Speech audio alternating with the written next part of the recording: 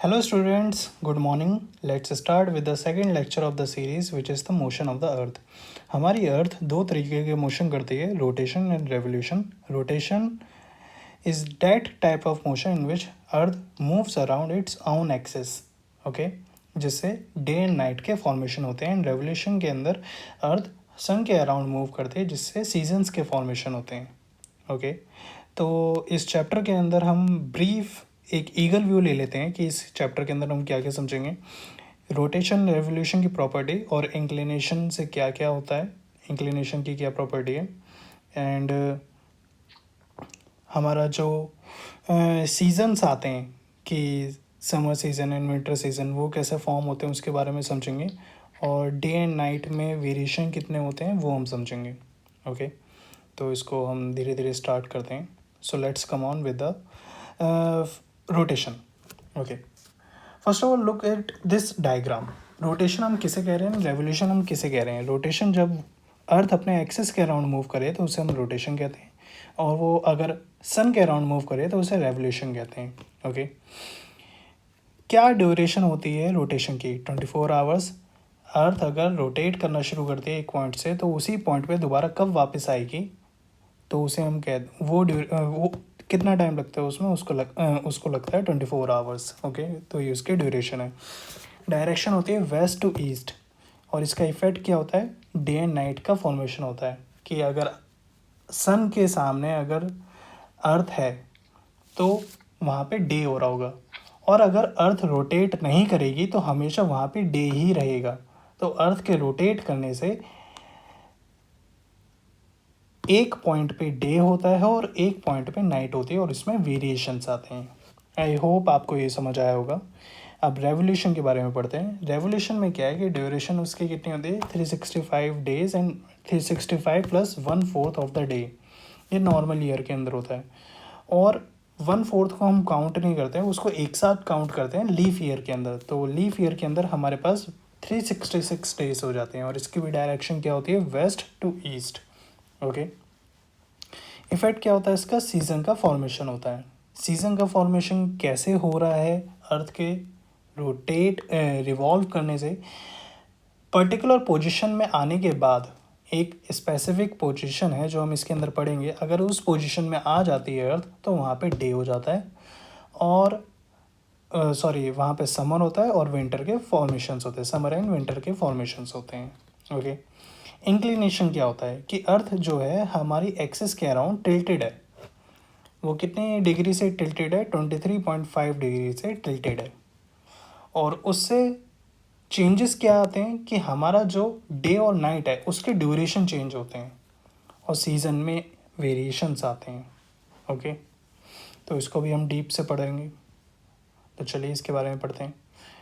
थोड़ा सा क्लियर कर लेते हैं कि ये हमारे पास अर्थ है, हमारे पास इक्वेटर है, और इक्वेटर और ऑर्बिटल प्लेन सेम एक्सिस पे नहीं है. ये आप जैसे का आप इस डायग्राम के अंदर देख सकते हैं. और यहाँ पे हमारे पास नॉर्थ पोल है और साउथ पोल है जो कि टिल्टेड है. यहाँ पे मैंने इसको मैं करेक्ट कर देता हूँ.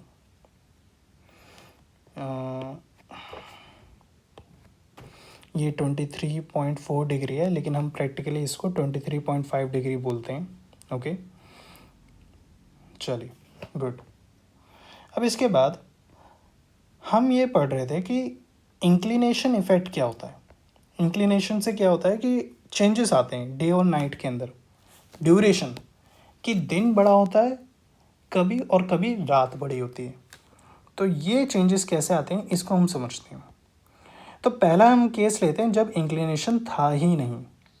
इंक्लिनेशन की जो डिग्री थी वो 0 थी. अभी इंक्लिनेशन आपको कितना दिखाई दे रहा है, 23.4 डिग्री, 5 बोल सकते हैं इसको. Okay 23.5 degree. अगर हमारे पास इंक्लिनेशन नहीं होगा तो ये जो अर्थ होगी वो कुछ इस तरीके से दिखाई देगी, और इस समय इंक्लिनेशन कितना होगा, 0. ओके तो कहने का क्या मतलब है, एक्सिस कि हमारे अर्थ की जो एक्सिस है वो लाई कर रही है उसी लाइन पे जिस पे लाइन ऑफ इल्यूमिनेशन लाई करती है. लाइन ऑफ इल्यूमिनेशन क्या होती है, ये अर्थ को दो पार्ट में डिवाइड कर देती है.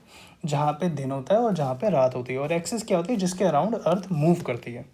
तो अगर ऐसा होगा तो डे और नाइट हमारा बराबर हो जाएगा, क्योंकि अब डे और नाइट बराबर कैसे हुआ, अब ये देखिए आप, नॉर्थ पोल और साउथ पोल पे आपको ऐसा नहीं लग रहा कि इक्वल अमाउंट की एनर्जी आ रही है। अगर इक्वल अमाउंट की एनर्जी आ रही है सन से, तो क्या वहाँ पे इक्वल टेम्परेचर नहीं होना चाहिए? ऑब्वियस सी बात है, वहाँ पे होगा। अर्थ को क्या ये लाइन ऑफ इल्यूमिनेशन या एक्सिस इक्वल पार्ट में कट नहीं कर रही है? अगर लाइन ऑफ इल्यूमिनेशन अर्थ को इक्वल पार्ट में कट कर रही है, तो इसका मतलब क्या है कि अर्थ की आधी सरफेस पे दिन है और आधी सरफेस पे नाइट है।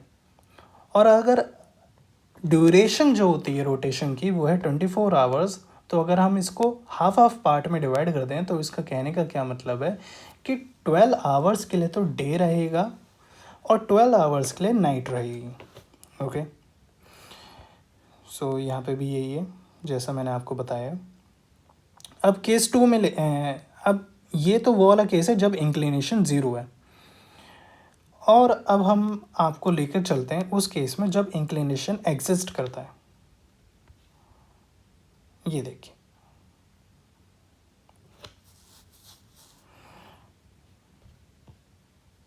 फर्स्ट ऑफ ऑल एक्सिस क्या है, मैं एक बार आपको दोबारा से समझा देता हूँ। एक्सिस उस लाइन को कह रहे हैं जो नॉर्थ और साउथ पोल को कनेक्ट करती है, और लाइन ऑफ इल्यूमिनेशन हम उसको कहते हैं जो डे और नाइट में सेपरेशन देती है। ओके, अब केस 2 में क्या है कि यहाँ पे इंक्लिनेशन है कि जो अर्थ है वो टिल्टेड है सन की तरफ, सन की तरफ वो झुकी हुई है।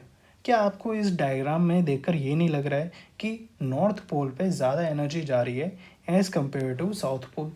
साउथ पोल पे तो एनर्जी जा ही नहीं रही है। अगर साउथ पोल पे एनर्जी नहीं जा रही है तो वहाँ पे टेम्परेचर कम होना चाहिए और नॉर्थ पोल पे टेम्परेचर ज़्यादा होना चाहिए। अब एक बात ध्यान से देखिए, थोड़ा गौर करिएगा, एक्सिस को देखिए। एक्सिस में आपको ये वाला पार्ट शो हो रहा है, I am talking about this, ये वाला पार्ट। ये वाला जो पार्ट है ये प्रीवियस वाले डायग्राम के अंदर नाइट के अंदर आ रहा था, और ये वाला पार्ट प्रीवियस वाले डायग्राम में डे के अंदर आ रहा था। लेकिन अब टिल्टेड होने की वजह से ये दोनों पार्ट्स चेंज हो गए हैं, एक डे के अंदर आ रहा है और एक नाइट के अंदर आ रहा है। ओके, इससे हमें क्या समझ आता है? तो इंक्लिनेशन के होने से हमारा नॉर्थ पोल का हिस्सा और उसके एक्सटेंडेड वाला एरिया, उससे एक्सटेंडेड वाला एरिया में भी डे पाया जाएगा, जबकि पहले यहाँ पे डे नहीं पाया जा रहा था। Okay, we got this point. और साउथ पोल पे क्या हो रहा है कि इतने वाले हिस्से में जब इंक्लिनेशन नहीं था तो हमें यहाँ पे नाइट डे मिल रहा था, लेकिन अब यहाँ पे डे नहीं मिल रहा है।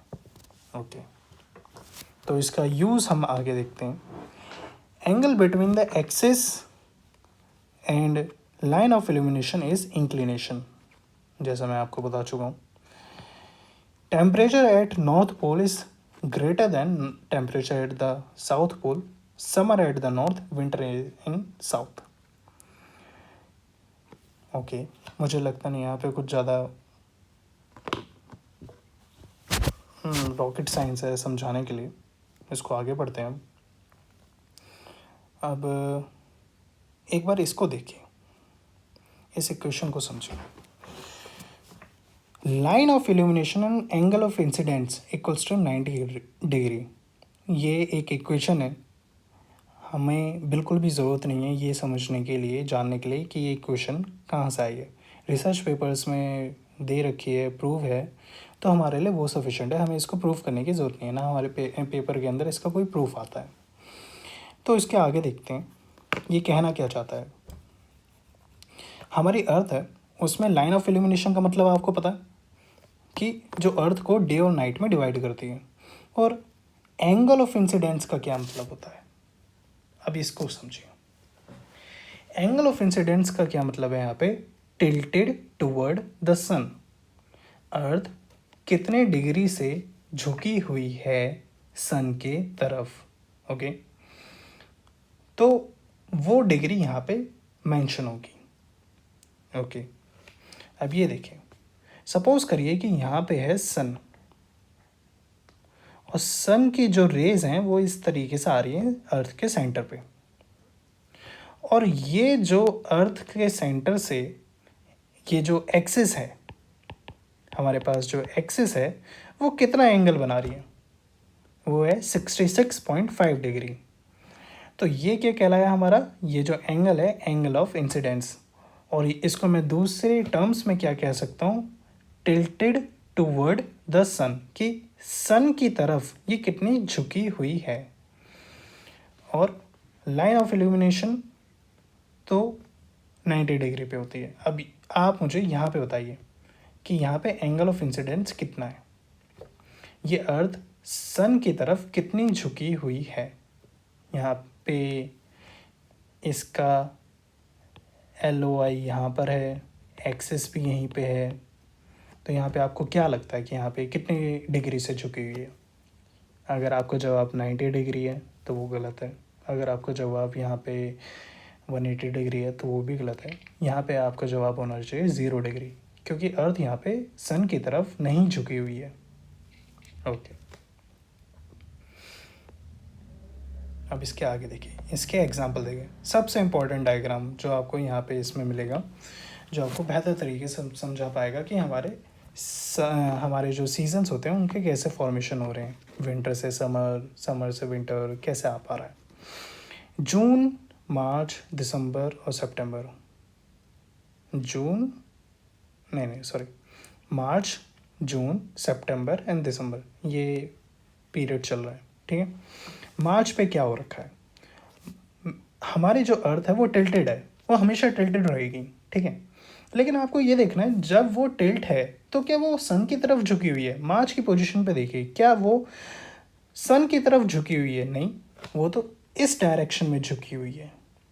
अब अर्थ इस डायरेक्शन में झुके या फिर इस डायरेक्शन में झुके, उससे क्या फ़र्क पड़ेगा, सन तो उसके सामने ही आ रहा है ना, और वो उसको 12 आवर्स के लिए यहाँ पे डे और नाइट प्रोवाइड करवा के देगा। अब ये कैसे देगा हम ये भी समझेंगे। लेकिन अब जून को देखिए, जून में क्या हो रहा है कि सन की तरफ झुकी हुई है, और जब सन की तरफ झुकी हुई है तो स्पेशली नॉर्थ पोल का जो हिस्सा है वो सन की तरफ ज़्यादा आ रहा है, तो नॉर्थ पोल पे ज़्यादा गर्मी पाई जाएगी as compare to south pole, वहाँ पे तो जा भी नहीं रही है गर्मी। और इस वाले केस में यहाँ पे जो नॉर्थ पोल है वो नाइट के अंदर चला गया है, और जो साउथ पोल है वो डे के अंदर आ गया है। और ये कब तक रहता है, 6 महीने। 6 महीने के लिए नॉर्थ पोल पे दिन रहता है और 6 महीने के लिए रात रहती है। और सितंबर के केस में सेम रहता है जब मार्च का आता है। और जब ये कंडीशंस आती है तो हम इसको स्पेशली डिनोट करते हैं इक्विनॉक्स से, ओके। और जून और दिसंबर की कंडीशंस को हम सोलिस्टिक से डिनोट करते हैं, और मार्च और सितंबर की कंडीशंस को इक्विनॉक्स से डिनोट करते हैं।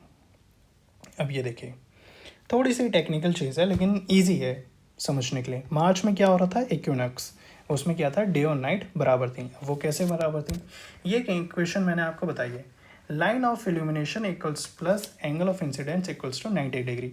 एंगल ऑफ इंसिडेंस क्या था, टिल्टेड टुवर्ड द सन। अब ये कितने डिग्री से टिल्टेड है, यहाँ पे 0 डिग्री से, तो हम यहाँ पे क्या लिख देंगे, 0। और ये इक्वेशन हमारे पास कहाँ से आई है, ये वाली, ये आई है रिसर्च पेपर से, ओके। तो ये 0 डिग्री है। लाइन ऑफ इल्यूमिनेशन कितनी हो गई, 90 डिग्री, और एक्सिस कितनी हो गई, 90 डिग्री। तो यहाँ पे लाइन ऑफ इल्यूमिनेशन एक्सिस के बराबर हो जाती है जब, तब हम उसे क्या कहते हैं, वहाँ पे डे और नाइट बराबर है। और जब डे और नाइट बराबर होती है तो उसे हम कहते हैं इक्विनॉक्स। मैंने ये वाली कंडीशन आपको कब पढ़ाई है कि line of illumination equals to axis, ये मैंने आपको यहाँ पे पढ़ाया था।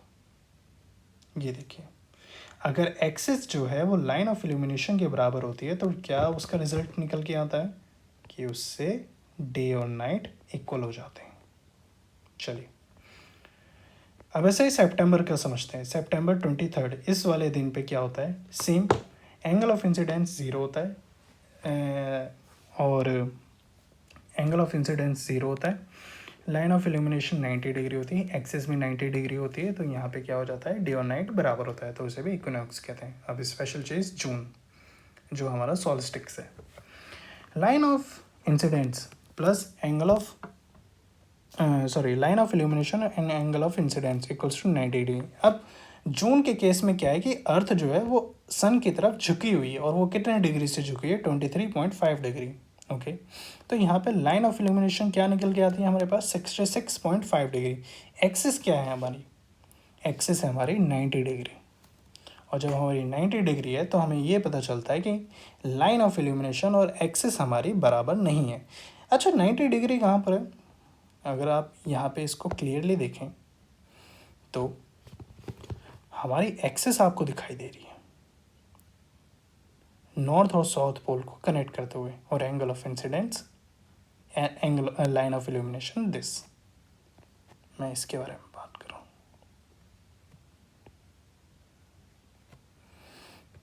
चलिए, तो line of incidence, line of illumination और एक्सिस दोनों के बीच में 90 डिफरेंस है, और इस वजह से डे और नाइट बराबर नहीं है। अब अगर बराबर नहीं है तो सनरेज जो हैं, sunrays at the Tropic of Cancer, sunrays जो होती हैं वो डायरेक्टली ट्रॉपिक ऑफ कैंसर पे जाएंगी, ठीक है, 90 डिग्री के एंगल से, जो पहले नहीं जा रही थी। और इस वजह से 24 आवर्स नॉर्थ हेमिस्फेयर में समर सॉल्स्टिक्स कहलाएगा। समर सॉल्स्टिक्स के अंदर लॉन्गेस्ट डे होता है और शॉर्टेस्ट नाइट होती है, और साउथ हेमिस्फीयर के अंदर विंटर सॉल्स्टिक्स कहलाएगा कि लॉन्गेस्ट नाइट और शॉर्टेस्ट डे। ओके, डे और नाइट बराबर नहीं है, इस वजह से सनरेज जो होती हैं वो 23.5 डिग्री नॉर्थ पे डायरेक्ट जाती है, 23.5 डिग्री साउथ पे डायरेक्ट जाती है नहीं। 24 आवर्स के लिए यहाँ पे नॉर्थ पोल पे दिन होता है, और 24 आवर्स के लिए साउथ पोल पे नाइट होती है। अब दिसंबर 2022 के बारे में बात करते हैं। एंगल ऑफ इंसिडेंस, अगेन इस डायग्राम को आप नोटिस करिए कितना होना चाहिए, 23.5 degree. Okay,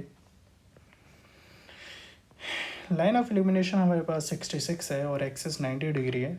axis is not equals to line of illumination, day is not equals to night.